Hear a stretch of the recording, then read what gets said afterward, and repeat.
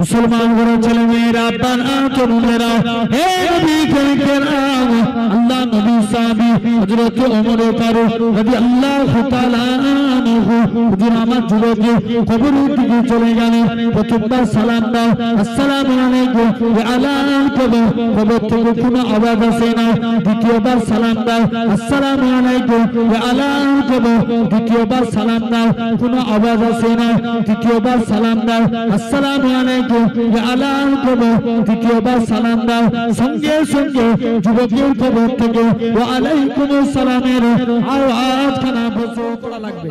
তাকওয়া মানে খোদা ভীতি, আল্লাহকে ভয় করে গুনাহ থেকে দূরে সরে থাকা। একটা যুবক প্রতিদিন রাতে তাহাজ্জুদের নামাজ পড়তে যেতেন। কিসের নামাজ? জোর করে বলো। তাহাজ্জুদের নামাজ। একটা মেয়ে যুবকের সামনে এসে দাঁড়িয়ে আছে। যুবকটা দেখছে আলামত ভালো নয়, কি করা যায়?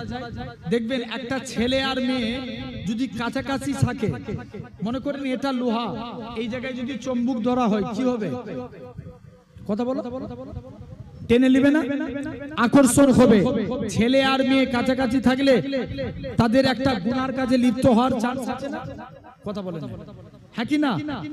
হয়তো চোখের দ্বারা কিংবা মুখের দ্বারা কিংবা হাতের দ্বারা।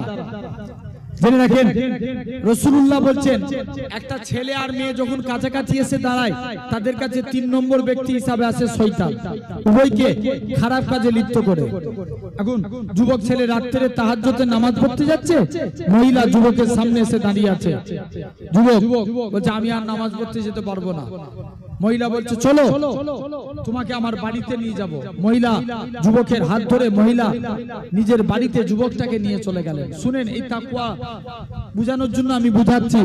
মহিলা যুবকের হাত ধরে নিজের বাড়িতে নিয়ে চলে গেলেন। মহিলা যুবকটাকে বাড়িতে যে যুবকটাকে জড়িয়ে ধরেছে, যুবকটার মনে পড়ে যায় আল্লাহর কোরআনের আয়াত সূরা রহমান 3য় রুকুর আয়াত, ওয়ালিমান খাফা মাকামা রাব্বিহি জান্নাতান। যারা আল্লাহকে ভয় করে মারা যাবে আল্লাহ তাদের কবরে 2টা জান্নাত দিয়ে দিবে। জোরে বলবেন কটা জান্নাত দিবে? জোর করে বলো, কথা বলে নে, একটু জোরে বলো। 2টা জান্নাত। যুবক বেহুশ হয়ে জমিনায় পড়ে গেলেন। যুবক দেখছে আলামত ভালো নয়। মহিলা তাড়াতাড়ি করে যুবকটাকে বাড়ির বাইরে বার করে দিলেন। কিছুক্ষণ পর যুবকটা ইন্তেকাল হয়ে গেলেন। ওমরে ফারুক বলছে চলো তার কবরে যে দেখবো আল্লাহ তার কবরে 2টো জান্নাত দিয়েছে কিনা।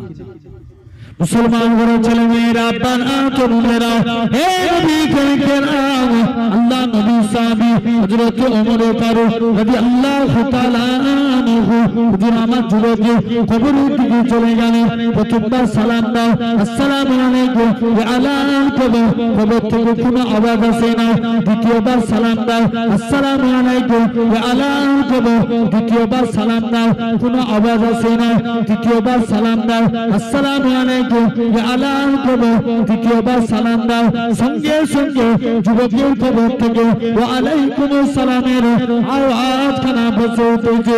হযরত ওমর বলে ওগো বাবা যুবক বলো তো দেখি দুনিয়ার জমিনে বাপ ছেলের অঙ্গীকার ভঙ্গ করতে পারে, মা মেয়ে অঙ্গীকার ভঙ্গ করতে পারে, স্বামী স্ত্রীর অঙ্গীকার ভঙ্গ হতে পারে, প্রেমিক প্রেমিকার অঙ্গীকার ভঙ্গ হতে পারে, আমার আল্লাহ তোমার সঙ্গে যে অঙ্গীকার করেছে এটা ভঙ্গ করেছে কিনা? ও যুবক আল্লাহ নবী সাহাবী হযরত ওমর বলতে ওমর কি যুবকের কবরের ভিতর থেকে আওয়াজ আসে হে রাসূলুল্লাহ সাহাবী হে হযরত ওমর দুনিয়ার জমিনে সবাই কবর সবাই অঙ্গীকার ভঙ্গ করতে পারে, কিন্তু আমার আল্লাহ এমনই এক আল্লাহ, আমার আল্লাহ আমি যুবকের কবর 2টা জান্নাত দিয়ে দিয়েছে। তাহলে ভাবেন আল্লাহর রাখেন আল্লাহ এই তাকওয়া অবলম্বন করতে গেলে খোদাকে ভয় করা লাগবে। যারা তাকওয়া অবলম্বন করেছে দেখেন এক একজন আল্লাহর ওলি হয়ে কবরে গেছে। জোরে বলবেন না? তাহলে আমরাও যদি আল্লাহকে ভয় করে গুনাহ থেকে দূরে সরে থাকতে পারি আমরাও আল্লাহ ওয়ালা হয়ে কবরে যাব। আর আপনাকে আমাকে ইখলাসের সঙ্গে নামাজ পড়তে হবে। যদি আল্লাহর গোলাম হতে চাই বলেন ইনশাআল্লাহ। খাঁটি ভাবে পড়বো নামাজ বলেন ইনশাআল্লাহ। জেনে রাখবেন, মসজিদে যাচ্ছেন দেখবেন অনেক মানুষ জামাতে দাঁড়ায়, কেউ যদি পাশে এসে দাঁড়ায় দেখবেন আর চোখে দেখে আমার পাশে এসে কে দাঁড়ালো। খবরদার, এই সমস্ত জিনিসগুলোকে ত্যাগ করে মনে মনে যখন নামাজে দাঁড়াবেন তখন মনে নিয়ত করবেন। আমরা দেখবেন এখানে এই এলাকার অনেক ছেলে বাইরে কাজ করে তো নাকি মুম্বাই,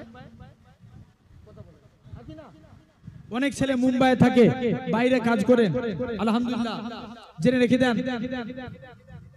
দেখবেন আপনারা এক একজন মালিকের আন্ডারে কাজ করেন, হঠাৎ করে ধরেন আপনারা কাজ করছেন, মালিক সামনে চলে আসলো, মনে হয় না যে মালিককে দেখি একটু বেশি করে কাজ করে দিই, মালিক আমার মাইনে বাড়িয়ে দিবে।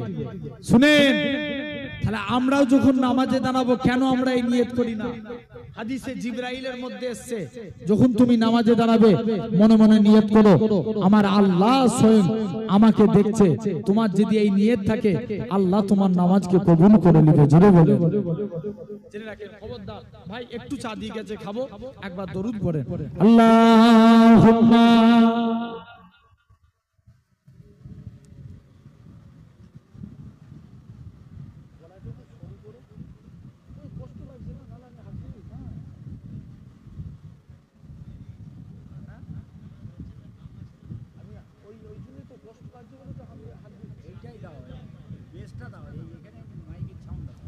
দরুদ শরীফ আল্লাহুম্মা।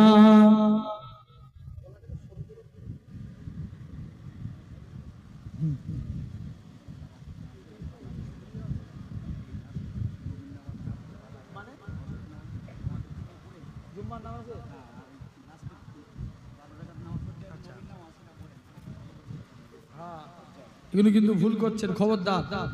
অনেক দেখবেন অনেক জায়গায় হয় যেই 2 রাকাত নামাজ পড়া হয়ে যায় জুম্মার দিনে, আর দেখবেন তাড়াতাড়ি করে, কত বুঝতে পারছেন না, তাড়াতাড়ি করে মসজিদ থেকে বেরোনোর জন্য। জানেন মসজিদে বসার কত গুরুত্ব?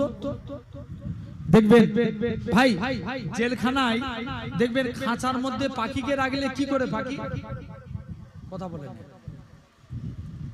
এটা তো জানেন, খাঁচায় পাখি রাখলে পাখি কি করে? বেরোনোর জন্য ছটফট করে। নবী বলছে যারা মসজিদে গেল,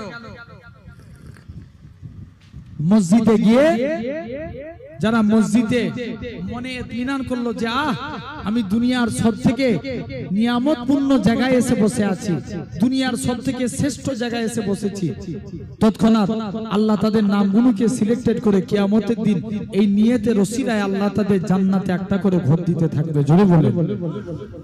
আর যারা মসজিদে যে ছটফট করে, আছে না নাই? যেমন পাখিকে খাঁচায় রাখলে পাখি যেমন ছটফট করে, ফারিস্তারা তাদের জন্য বদদুয়া করতে থাকে। আল্লাহ এদের নামগুলোতে সব ফারিস্তারা নাম উল্লেখ করে করে বদদুয়া করতে থাকে। তাহলে খবরদার, মসজিদে গিয়ে জুম্মার দিনে 2 রাকাত নামাজের পর 4 রাকাত 8, 2 রাকাত ওয়াক্তে সুন্নত যেটাকে বলা হয় পড়বেন, পড়ে তারপরে বার হবেন। বলেন ইনশাআল্লাহ। আল্লাহ কবুল করেন। একবার দরুদ শরীফ আল্লাহুম্মা।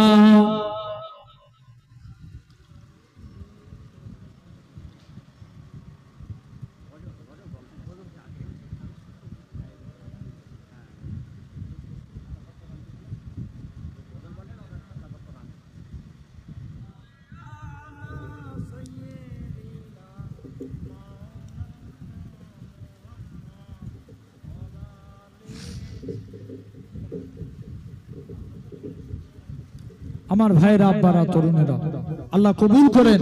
জেনে রেখে দেন আজ আলহামদুলিল্লাহ। তাহলে আমি আপনাদের কাছে অল্প টাইমে কিছু আমার ক্ষুদ্রতম জ্ঞানে আপনাদের কাছে কিছু বিষয় নিয়ে একটা পয়েন্টের উপরে, একটা সাবজেক্টের উপরে আলোচনা করলাম যে আল্লাহর গোলাম হতে গেলে 4টে কাজ। 1 নম্বর প্রথমেই বলেছি জবানের হিফাজত করতে হবে, মনে আছে তো? 2 নম্বর আমরা নবীকে ভালোবাসবো। 3 নম্বর আমি বলেছিলাম 3য় নম্বর কাজ তাকওয়া অবলম্বন করেন। 4র্থ নম্বর ইখলাসের সঙ্গে নামাজ পড়বেন। এই 4টি কাজ যদি করতে পারি আমরা আল্লাহর মুমিন বান্দায় পরিণত হব। বলেন ইনশাআল্লাহ। আল্লাহ কবুল করেন। প্রতি বছর আপনাদের মক্তব এবং সাথে মসজিদ, সাথে মক্তব, এই মক্তব উন্নতি করবে আলহামদুলিল্লাহ। গত বছর আমি চেয়েছিলাম আপনারা হৃদয় উজাড় করে দান করেছেন। আপনাদের কাছে এবছর চাইবো, জানবেন এই দান করলে আল্লাহ কমায় না কোনোদিন, জানেন?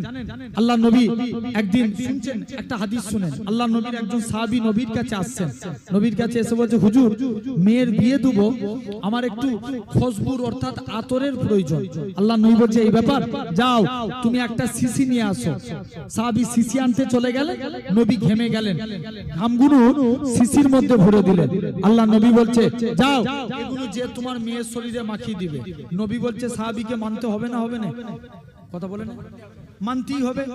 সাহাবী যে রাসূলুল্লাহর ঘামগুলো মেয়ের শরীরে মাখিয়ে দিয়েছে, সাহাবী বলে, আল্লাহর কসম, নবীর ঘাম মাখানোর সাথে সাথে মেয়ের শরীর থেকে আল্লাহ মুসকে আম্বরের থেকেও বেশি খুশবু জারি করে দিয়েছে।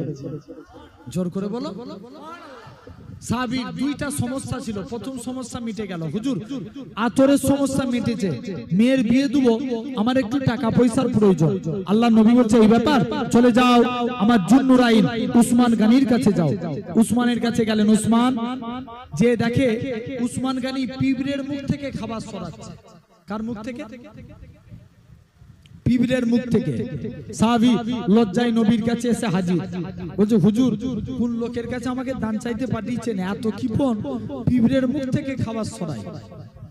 দ্বিতীয় দিন যাও, বস্তায় তুলো উড়ে যায়, তুলোগুলো ধরে ধরে বস্তার মধ্যে ভরে। দ্বিতীয় দিনও বলছে, হুজুর উসমানের কাছে আর পাঠাবেন না। বাবা তুমি কি চেয়েছো? যাও চেয়েই দেখো। যাও উসমানের কাছে গেলেন। উসমান, আল্লাহ নবী পাঠিয়েছেন। কোন উসমান? আমরা সবাই হুজুররা এলে হুজুর দোয়া করবেন আল্লাহ যেন আমাদের কাজ কামে বরকত দেয়। এইসব বাইরে ছেলেরা আছে না, এরা জান পেয়ে যায় বাইরে গেলে। আলহামদুলিল্লাহ, আমি তো বাইরে অনেক রাজ্যেই গিয়েছি, এবছরেও মনে হচ্ছে আমি অলরেডি 3-4 জায়গায় যাব বাইরে। তো জেনে রাখেন, এই বাইরে গেলে ভাইজান আসছেন আমাদের দোকানের জন্য দোয়া করবেন, কাজ কামে যেন বরকত হয়, দোয়া চাইবেন। দেখবেন এরা জান পেয়ে যায়, আছে না? আর উসমান গামী তিনি ঠিক উল্টো দোয়া চাইছে, নবী আমার জন্য দোয়া করুন আল্লাহ যেন আমার রুজি কমিয়ে দেয়। নবী বলছে, বাবা তুমি কি আমল করো? বলছে, হুজুর আমি যখন ভাত খাই, একটা ভাত যদি জমিনায় পড়ে যায়, ওটাকে আবার তুলে খেয়ে নিই। যেটা বলবেন না সাহাবী, আল্লাহ নবী বলছে, উসমান যাও, কিয়ামত পর্যন্ত আল্লাহ তোমার রুজি কমাবে না। উসমান চলে যাও। সাহাবী তৃতীয় দিন উসমানের কাছে গেলেন। উসমান মেয়ের বিয়ে দেবো, নবী পাঠিয়েছে, তুমি আমায় দান করো। উসমান বলছে, চলে যাও, আমার উট বুঝাই করে মাল এসছে, যেটা মনে হবে সেই উটটা নিয়ে পালাও। ধরেছে যেই উটটার মধ্যে বেশি মাল ছিল সেটাই ধরে নিয়ে পালাচ্ছে। ম্যানেজার বলছে, না। উসমান চলে আসলেন। ম্যানেজার তুমি একে কি কথা শোনাচ্ছ? আল্লাহ নবী যদি আমি উসমানকে খোদ বলতো, আমি উসমান গোলাম হয়ে তার বাড়িতে পৌঁছে দিতাম। জোরে বললেন না? তাহলে দেখেন তারা দান করেছে, আল্লাহ তারপরেও বরকত দিয়েছে। কত দান করলে আল্লাহ বরকত দেয়। একজন নবী পারস্যে নবী একটা জিহাদের জন্য ফান্ড তৈরি করেছে, সবাই সাহাবীরা নবীর ফান্ডে দান করছে। একটা ভিখারি মেয়ে, সেও মনে মনে, মহিলা সাহাবীরা তাদের কানের গহনা, নাকের জিনিস নবীর ফান্ডে দান করে। একজন ভিখারি মেয়ে, সেও নিয়ত করেছে, আল্লাহ আমি নবীর ফান্ডে দান করব। কিন্তু পকেট হাতড়ি করে দেখে পকেটে কিছুই নাই। মনে মনে করছে, আল্লাহ আমি কি নবীর ফান্ডে দান করতে পারবো না? যাই বাড়িতে চলে যায়, যে দেখে 3 দিন হাঁড়িতে উনুনে আপনার হাঁড়ি চলে না। এরকম ভাবে 3 দিন করছে। তার বাড়িতে একটা ছোট বাচ্চা ছিল, বাচ্চাটাকে কোলে নিয়ে নবীর দরবারে এসে হাজির। আল্লাহ নবী জিজ্ঞেস করছে, মা আমি তোমার বাচ্চা নিয়ে কি করব? বলছে, হুজুর কাফেররা যখন আপনাকে লক্ষ্য করে তীর মারবে, হুজুর আপনি আমার বাচ্চাদের কাফেরদের তীরের সামনে রেখে দিবেন, আমার বাচ্চা শহীদ হয়ে যাবে, কাল কিয়ামতের ময়দানে আমি শহীদানের মা বলে আল্লাহর জান্নাত পেয়ে যাব। তাহলে আল্লাহর মহব্বতে আমি এতগুলো বাইরে এই মজলিসের মধ্যে এবং চেয়ারেও কত মানুষ দেখেন বসে আছেন, পিছনে অনেককে দেখতে পাওয়া যায় না অন্ধকারে। বলেন এতগুলো মানুষ বসে আছেন আল্লাহর মহব্বতে। এই ফাজিলপুরের মানুষ আপনারা অনেক দানি মানুষ, আল্লাহর মহব্বতে 1 বছর পরে একটা কেউ ভাই আছেন এই মসজিদ এবং মক্তবের উন্নতি কল্পে 5,000 টাকা আল্লাহর জন্য দিবেন? হাত তুলে বলতে পারবেন কেউ আছেন? একজন 5,000 টাকা দিবেন।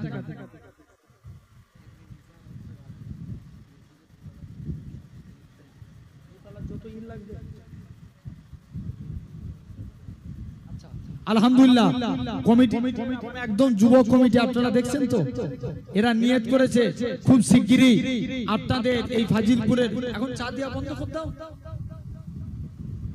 এই ছেলে এই চা দেওয়া বন্ধ করে দাও।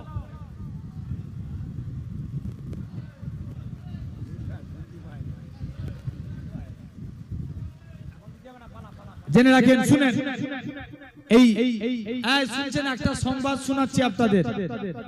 যুব কমিটির ছেলেরা এরা নিয়ত করেছে খুব শিগগিরই আপনাদের এই গ্রামের মসজিদটা দুতলায় পরিণত হবে। বলেন না ইনশাআল্লাহ? সবাই মিলে বলেন ইনশাআল্লাহ।